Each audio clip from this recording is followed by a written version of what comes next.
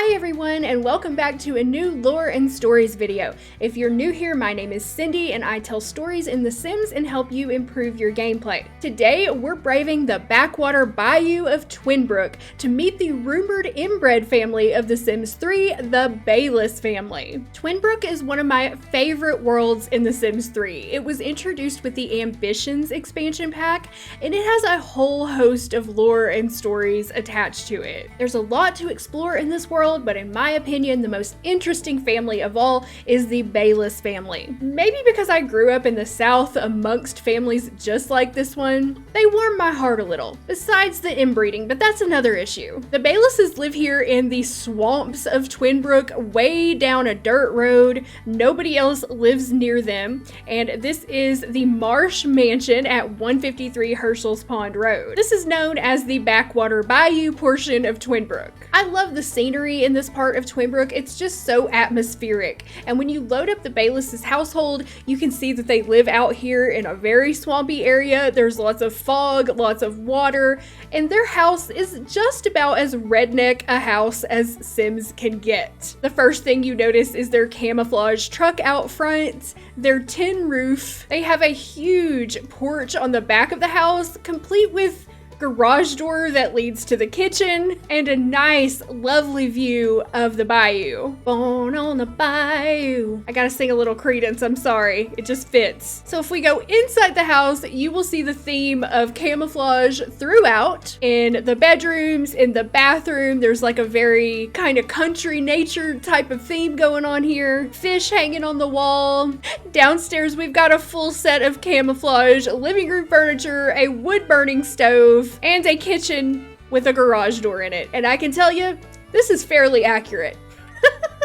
I've been in houses like this. In the master bedroom, there's an urn of a deceased Sim named Fly Bayless. But if we look in the family tree of the Bayless family, there are no relatives, so we don't have any idea who Fly is. You'll just have to use your imagination. We'll get into this more in a bit, but I personally believe that Fly is the father or grandfather of Skeet Bayless or Gwayne Bayless, or both. The Bayless family are very close-knit, as most Southern families are, and they're quite fond of the outdoors, which you can tell by their clothing, their decor, their traits, and their skills. All four members of the household have the family-oriented, loves the outdoors, and angler traits. They also all share the same favorite food of grilled salmon. Now, country people like this rarely eat salmon. It would more likely be catfish or bass, maybe trout, but I appreciate the effort in working with what's already in the game and giving them all a favorite food of fish. The big mystery of the Bayless family, however, is their origins. Their in-game biography states,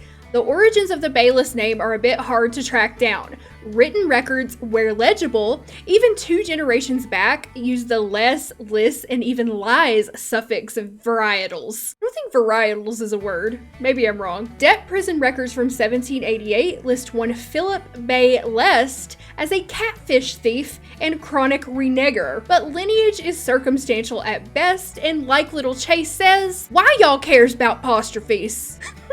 Do I think it's a bit unfair to Southern folk like myself to stereotype us as illiterate inbred fishing enthusiasts with a love for camouflage? Yes, but I am also not blind to where these stereotypes came from. My own bio family looks very much like this one, minus the inbreeding. I never knew anyone who was inbred, at least not for several generations. So here's a quick history lesson and a little education about Southern culture. Inbreeding in the American South stemmed from people's extreme social isolation, and it did happen in places like Appalachia and even the Ozarks and Ouachitas, where I'm from, but it wasn't nearly as prevalent as the media would have you believe, and it is extremely rare today. It's no more likely to occur in the South than it is anywhere else in the country or the world. Assumptions about inbreeding are often used to account for certain characteristics of Southern culture, when in fact that's just the perception of outsiders who don't really understand our culture. The caricature perpetuated by by the media of people with Southern accents being slow, dim-witted, and inbred has been incredibly harmful to the people who live in these areas. This is a complex issue with a lot of socioeconomic factors, and not something I can really cover in the span of a 20-minute Sims video.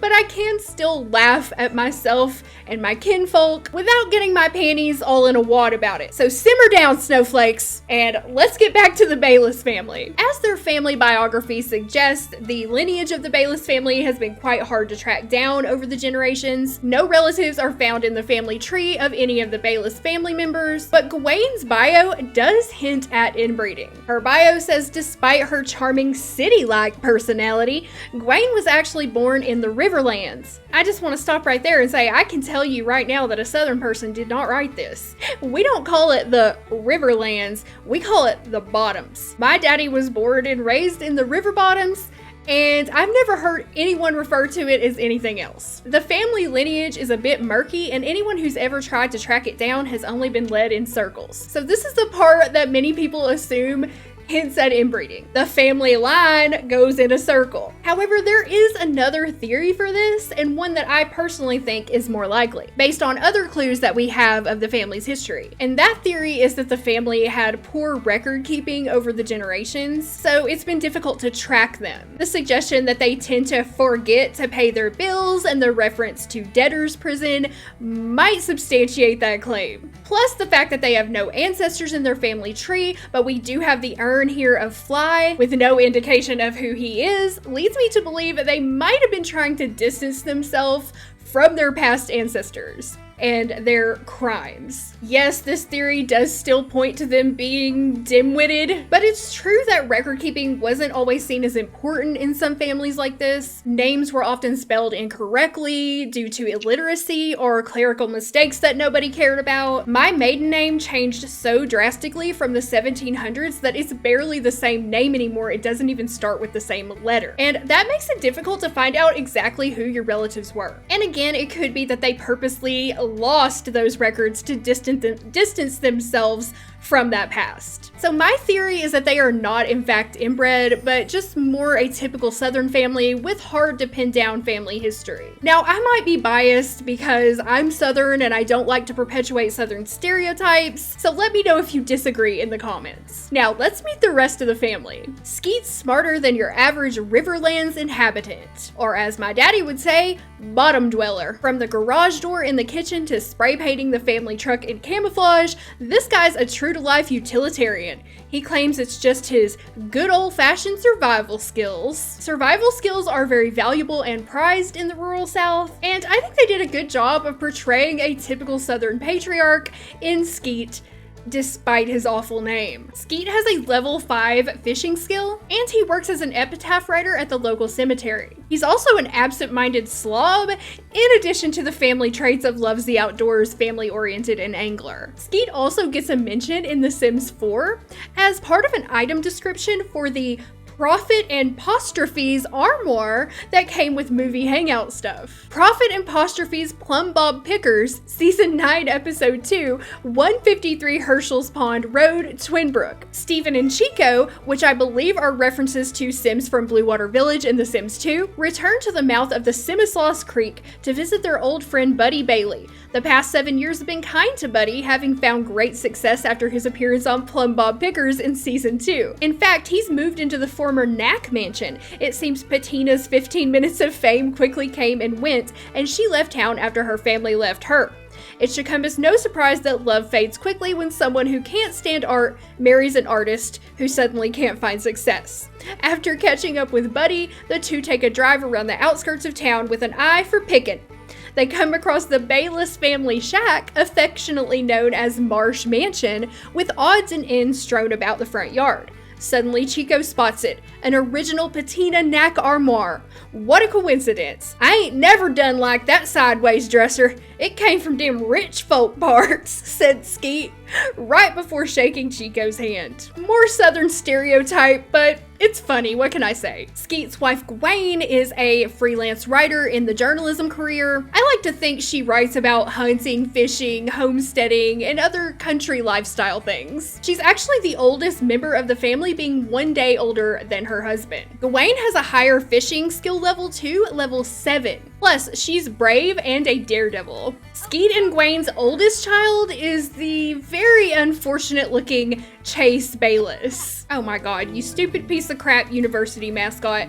Please get out of here. Chase is traditionally a male name where I come from, but it's also not uncommon to name girls with masculine names. Chase has come a long way since being called Daddy's Girl in elementary school. However, it's debatable whether she's changed or if it's because more people have realized it's actually her mother she's more like. She has a level 3 fishing skill, and she's a loner in addition to the family traits. Chase also has a romantic relationship with Jeffrey Castor, who also lives in Twinbrook. She has no other friends her age besides Jeffrey, and I think that's probably because she's somewhat of a loner, and she probably doesn't make friends easily. I know as a child who grew up in very rural areas too, it can be difficult to have a lot of friends because you live so far away from the other kids that might go to your school. Jeffrey Castor lives across town in Twinbrook in a very nice home, especially compared to the Bayless home. Jeffrey has his own issues though, which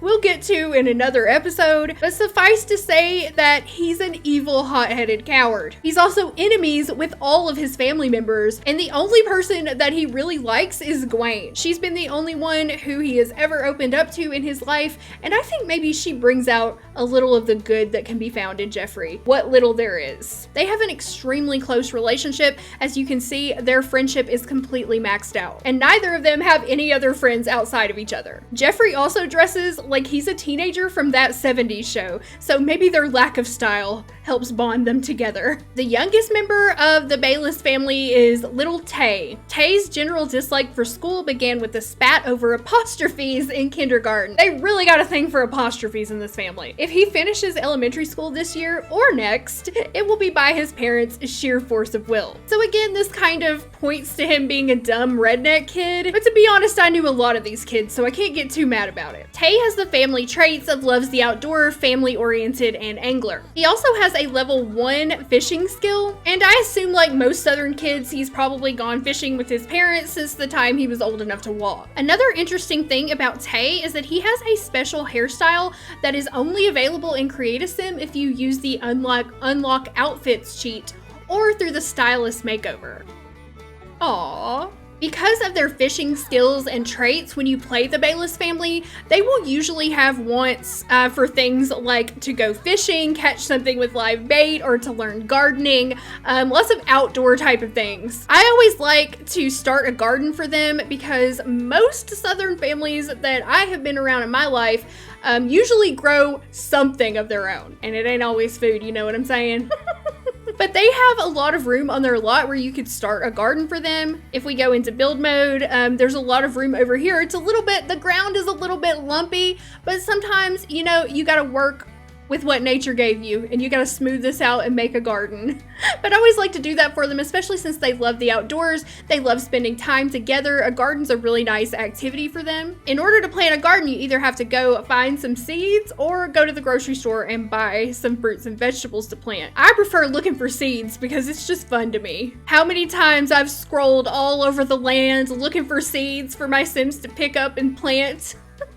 Sometimes it takes a day or two for them to spawn. Another thing about the Bayless family with their history with Twinbrook is that they have a junkyard named after their family, the Bayless Memorial Junkyard. Since it's called the Bayless Memorial Junkyard, I assume that it was probably named after some ancestor of theirs. They don't really have anything to do with it. They don't own it, but you can have them purchase it if you like. Especially since Skeet just works part-time, I will sometimes have him purchase the junkyard, and I believe you do need a mod in order for your Sims to purchase a junkyard. So here is the Bayless Memorial Junkyard. It's got a building that's built in the same style as the Bayless home on the lot, and lots of piles of junk ripe for the picking. And if you don't want to use a mod or have them purchase the junkyard, you could just have Skeet come here and like salvage for junk, because I think that's quite suitable an activity for him when he's not working at his part-time job at the cemetery. And because he's a slob, he loves to dumpster dive. So if you send him over here, he will usually autonomously start dumpster diving, and he might find some good stuff. Sometimes they can find some really good stuff. Maybe he'll even find some seeds to plant. Who is this lady coming to talk to him? No, we are dumpster diving. Get out of here. Nope. Get away from me, Sophia Carlson. Oh, he just burped in your face. How you like them apples? Oh, she's mad at him. She's insulting him. Get out of here. Don't insult Skeet. He'll insult you in your go-go boots. We're going back to the dumpster dive. Let's see what he can find. And Skeet wants to have a child. So after you've been playing them, I haven't been playing them for an entire day, Skeet will usually get the want to have a child, either Skeet or Gwayne. So I like to have them have another child. I just think it's fun for them, and Southern families often have a lot of children, so it makes sense. And what did he find? He found a lapis lazuli. I was hoping he'd find a seed or like some furniture, but whatever, Skeet. Whatever, at least we can sell that. He found a bistro chair. All right, we're gonna put that on the back porch. Okay, that was it. So I guess he's going home. He's going to take his prize home to the family. Look what I found, Mama. Some kind of sparkly stone in an old chair. Twinbrook has some beautiful views too, and I really want to make more videos exploring the family and the families here and just the world itself, because it's a really, really cool world. Oh, and when it rains in the swamp, it's just lovely. I often find if I'm playing a different family in Twinbrook with story progression on, that Gwayne and Skeet will usually have a child on their own, but I like to play them and have the child with them. It's just fun. And in my playthroughs, at least, they always stay together and have a nice, long, happy marriage. I personally love the Bayless family. Their simple, stereotypical Southern backwater story is just charming to me. They may be inbred, but that's up to you to interpret. In my mind, they're not really inbred, they're just bad at family record keeping. What do you think? What are your theories about the Bayless family? And if you play them, what do you do with them? I would love to hear from you, so leave a comment down below and let me know. Also, let me know what other Sims 3 families you'd like to see me explore in the future. And if you enjoyed this video, don't forget to like and subscribe to the channel for more, and visit my website at PleasantSims.com for my recommended mods list, gameplay rules, gameplay guides, and all things Sims. My name is Cindy, and I will see you with a new video very soon. Thank you so much for watching.